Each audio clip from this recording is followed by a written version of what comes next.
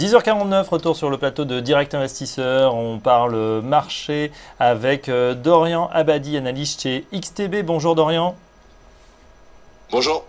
On va ensemble regarder, comme l'intervenant précédent, ce qui se passe d'abord sur l'indice allemand. L'indice allemand qui est tout près des 11 600 points, record absolu. Comment vous abordez la tendance? Quels sont les points selon vous à trader ce matin? Bon, alors c'est assez simple, hein. Justement on vient de sortir de la séance matinale avec nos clients. Donc vous savez, mardi dernier on recommandait de viser d'abord les 11 500 points qui n'étaient pas encore atteints. C'est désormais chose faite. Au-dessus des 11 480, très clairement, ce qui constitue aujourd'hui notre pivot. Hier il était à 450, aujourd'hui il est plutôt à 480. On est haussier toujours avec la même approche, hein, c'est-à-dire un scalping où on vient chercher en séance comme hier des 5-10 points de variation. Hier il y avait eu 5 opérations consécutives de 5 points de gain, je dirais, donc 25 points en tout sur une séance d'une heure. Clairement, de 480, 11 480 évidemment. Un scalping haussier, on ne vient pas chercher des variations de 25-30 points parce qu'on est malgré tout sur des niveaux assez inconnus, mais ça c'est le même commentaire que depuis globalement dans le quantitative easing validé en janvier. En dessous de 480 évidemment en guise de pivot, hein, la logique veut un petit peu l'inverse, avec moins de volume mais malgré tout plutôt baissier en dessous de 11 480.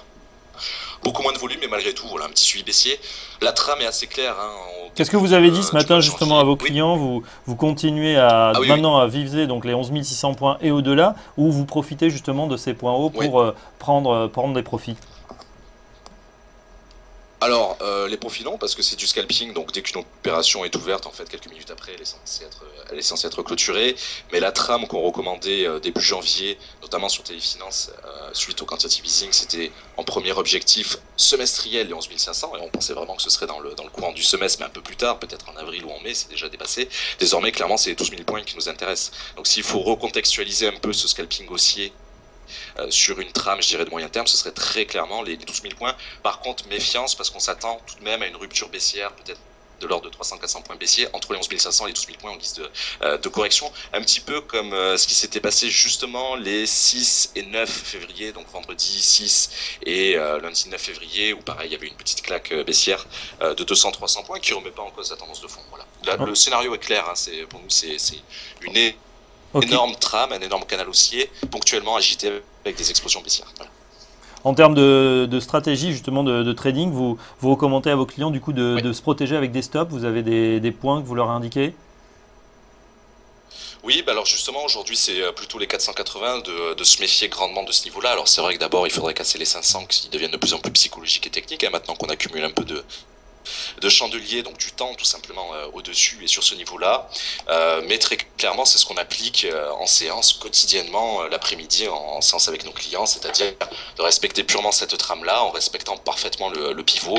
Hier et vendredi à 450, aujourd'hui à 480. Voilà. Donc hier par exemple on était au-dessus, les 5 opérations étaient uniquement haussières. Si on avait été en dessous, on aurait pris que du scalping baissier. Mais ça évite le stress, hein, très sincèrement, plutôt que de s'embêter à forcément vouloir chercher des variations de 50-100 points en ce moment auxquelles je ne crois pas. Le scalping me semble être la meilleure manière de se couvrir et de faire son gain, son pourcent quotidien. Entendu. Alors Dorian, concernant l'euro-dollar, il nous reste 1 minute. On a vu ce matin qu'on est repassé sous les 1,08. Oui. Quel est votre scénario sur cette paire? Bon, alors là, je ferai le même commentaire que la semaine dernière. Hein. La trame pour 2015 est pour moi la parité absolue.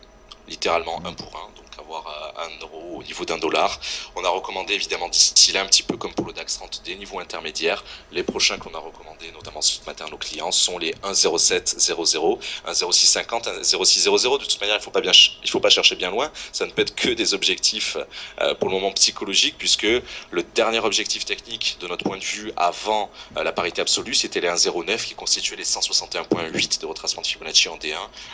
Donc maintenant, on est obligé de s'abattre sur des niveaux ronds, des valeurs rondes, psychologiques, 1,0750, 1,07, 1,0650. Voilà. Méfiance tout de même, là, comme on a cassé tous les niveaux semestriels, on a quand même recommandé à nos clients de prendre leurs bénéfices entre 50 et 2 tiers entre 50% et 66% de leurs opérations engagées et laisser courir le reste, voilà, jusqu'à la parité absolue. Merci Dorian, voilà, qui a l'avantage de la simplicité, 1,06, 1,0650, 1,06.